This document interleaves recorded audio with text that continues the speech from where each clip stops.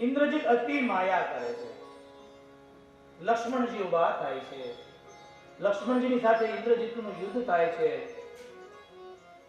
પણ ઇન્દ્રજીત પણ પાછો પડ્યો, લક્ષ્મણને જીતી ન શક્યા.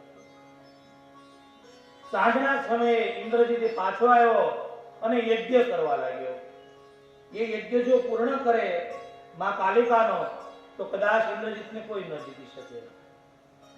પણ હનુમાનજી મંદિરમાંથી વાળ પકડીને ખેંચો કે આ બધું પહેલા કરાવે ન હોય, ઉભો થા.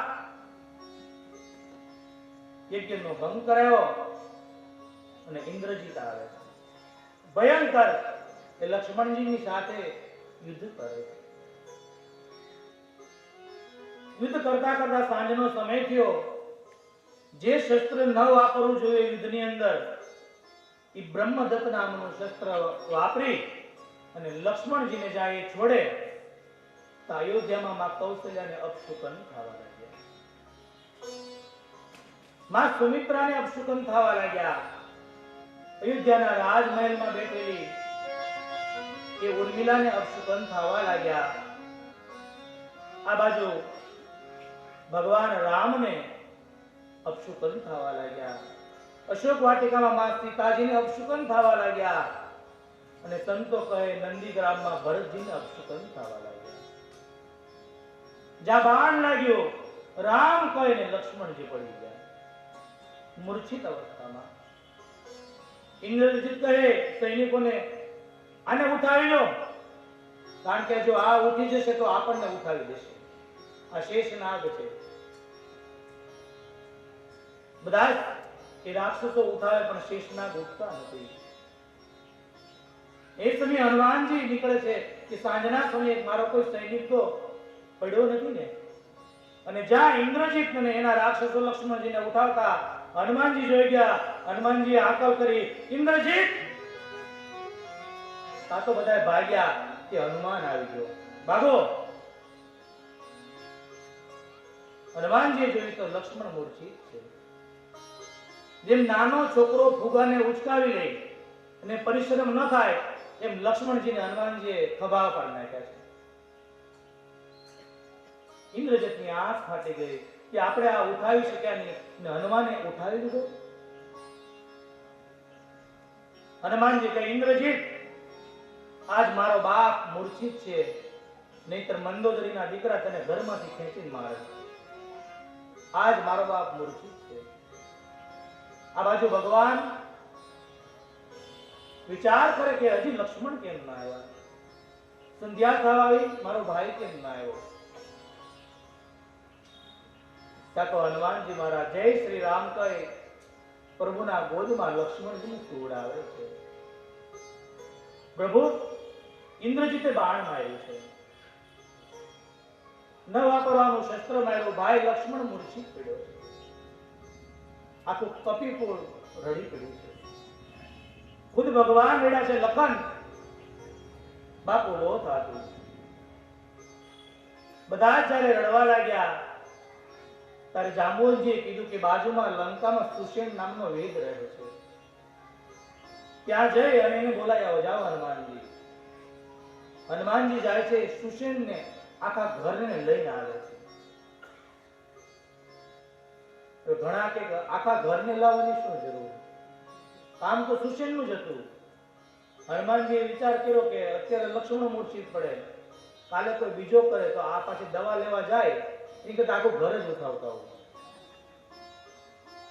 આખું ઘર ઉઠાવે. એક સંત એમ કહે, સુષેણ એમ કહે છે કે મારે હું તો પ્રભુના દર્શન કરીશ પણ મારું પરિવાર ક્યારે કરશે, માટે આખું ઘરને ઉઠાવવા હનુમાનજી. લક્ષ્મણજીની નાળ પકડી અને માથું હલાવે. પ્રભુ પૂછે સુષેણ શું છે? કે પ્રભુ લક્ષ્મણ બહુ મૂર્છિત છે, કાલ સવારનો સૂર્ય કદાચ નહીં પણ જોઈ શકે. પ્રભુ અમારા લંકામાં બહુ વૃક્ષો હતા, એવી વનસ્પતિ હતી કે એના એ ઝાડના એ પાનના બે ટીપા મુખમાં મૂકો તો ગમે એવી મૂર્છા દૂર થાય, પણ તમારા હનુમાને લંકામાં એક પણ ઝાડ રહેવા ન દીધું. હનુમાનજી કહે પણ બીજે ક્યાં છે કહો ને. આ ઉપરથી એક નક્કી કરજો કે સમાજનો ભરોસો ન કરાય. સમાજ ક્યારે બદલી જાય એનો ભરોસો ન કરાય. ભગવાનના નામ ઉપર ભરોસો કરજો. કારણ હનુમાનજી જયારે લંકા બાળીને આવ્યા ત્યારે બધા કહે કે જય હો હનુમાનજી મહારાજનો, જય જયકાર કરવા લાગ્યા. ને સુશેણીજા કીધું ને કે હનુમાનજી બધા જ વૃક્ષને બાળી નાખ્યા, તો બધા હનુમાનજીને ઠપકો દેવા લાગ્યા. આ તમારે વૃક્ષ બાળવાની શું જરૂર હતી? તમને વૃક્ષ બાળવા મોકલ્યા હતા? આ સમાજની શ્રદ્ધા છે. આજે તમને વંદન કરે, કાલે તમારી નિંદા કરશે. પણ વિદ્વાન પુરુષ એ નિંદા સામું જોતા નથી અને સન્માન સામું જોતા નથી. હનુમાનજીને કહી જાઓ દ્રોણાચલ પર્વત પર તમે અને લક્ષ્મણજી માટે સંજીવની લઈને આવો. પણ સાંભળો હનુમાન, કાલ સવારનો જો સૂર્ય ઉગી જાય તો લક્ષ્મણ જીવતો નહીં રહે. જ્યાં લક્ષ્મણ જીવતો નહીં રહે એમ કીધું, પ્રભુની આંખમાંથી દળ આંસુ પડે છે. હનુમાન કહે પ્રભુ હું જાઉં છું, આપ ચિંતા મત કરો. આ ધરતી ઉપર 12 સૂર્ય છે. કેટલા? 12 સૂર્યને મુઠ્ઠીમાં નાખીને ચોળી નાખું. જ્યાં સુધી મારો લક્ષ્મણ ઉભો ન થાય ત્યાં સુધી સૂર્યને ન ઉગવા દો. પ્રભુ ચિંતા ન કરો, તમને તો ખબર છે મને સૂર્યને ગળવાની ટેવ છે. 12 સૂર્યને મુઠ્ઠીમાં નાખીને ચોળી નાખું. તમે કયો કે હવે હનુમાન સૂર્યને ઉગવા દે ત્યાં સુધી સૂર્ય નહીં ઉગે. તમે ચિંતા ન કરો. જય શ્રી રામ કહે હનુમાનજી નીકળે છે દ્રોણાચલ પર્વત પર. વચ્ચે કાલનેમી નામનો રાક્ષસને રાવણ મોકલે છે, હનુમાનજીને મારે છે. આ બાજુ ભગવાન કલ્પાત કરે છે.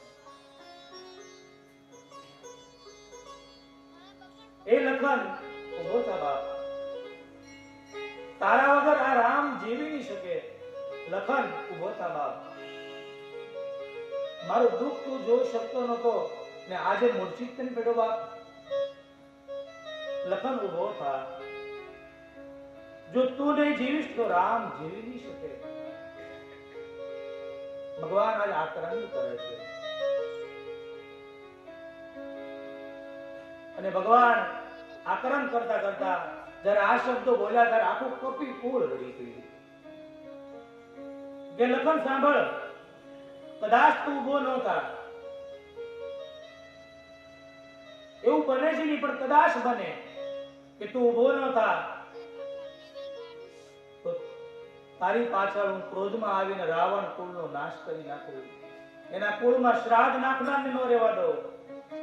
મેં પિતાજીને લખન વરદાન આપ્યું છે, વચન આપ્યું છે કે હું પાછો આવી 14 વર્ષે હું પાછો જાઉં, મારું રાજ્ય સ્થપાય. ભરત અને માંડવી જ્યારે મને પગે લાગવા આવે ત્યારે હું એને આશીર્વાદ આપું. શત્રુઘ્ન અને શ્રુતિકીર્તિ આવે એને હું આશીર્વાદ આપું. પણ એ ધ્રુજતે હાથે એ સુમિત્રામાં ઉર્મિલાનો હાથ પકડીને આવશે અને મને કહે પ્રભુ આને આશીર્વાદ આપો. લખન, હું એને શું આશીર્વાદ આપીશ બાપ? મારા માટે નહીં, એક ઉર્મિલા માટે ઉભો થઈ જા. આખું કપિકુળ રડી પડ્યું છે. તારા જેવો બંધુ ન મળે લખન, જેણે એક ભાઈના માટે 14 વર્ષ સુધી નિંદ્રાને ત્યાગી, નારીને ત્યાગી, ઇન્દ્ર જેની આશા કરે અયોધ્યાને છોડી દીધી. લખન ઉભો થા બાપ, કારણ કે તારા વગર રામ અધૂરો છે. તું મારો દંડ છો, હું ધજા છું. ધજા ત્યારે જ ફરકી શકે દંડ મજબૂત હોય. લખન બાપ ઉભો થા અને સાંભળ, કદાચ તું ઉભો નહીં થા તો રામ અયોધ્યા પાછા નહીં જાય. આ યાદ રાખજે. ભગવાને બહુ કલ્પાત કર્યો છે. ભાઈનો પ્રેમ શું હોય રામ કથા બતાવે છે. લખન ઉભો થા બાપ. આ તો કપિકુળ રડે છે અને કરુણ રસની અંદર વીર રસ આવ્યો. જય શ્રી રામ કરી અને હનુમાનજી આવ્યા છે. પ્રભુ, હનુમાન તો આવી ગયો, કહે હા પ્રભુ હું આવી ગયો. એ વેદને એ વનસ્પતિ આપી, વેદેનું ચૂર્ણ કરી એ રસના ટીપા લઈ અને લખનજીને જ્યાં મુખમાં નાખ્યા, ત્યાં તો જેમ ગજ કેસરી સિંહ આળસ મળીને ઉભો થાય એમ લખનજી ઉભા થયા. આ તો પ્રભુ કે મારો બાપ ઉભો થયો, મારો વીર ઉભો થયો, મારો લખન ઉભો થયો.